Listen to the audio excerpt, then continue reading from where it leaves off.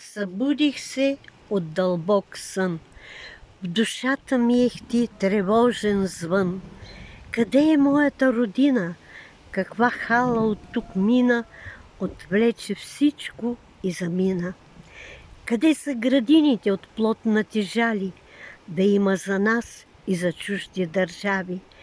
Къде са заводите, отворени с чест, остана от тях само ръжда и протест? Фермите български, гордост и слава, сега ги покрива тревясала плява.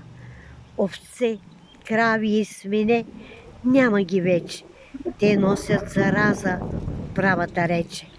А тези, що пишат закони за ред, превърнаха всичко в златен предмет. Грабят от държавата, за тях е игра, а в селата пустиня забрава тама.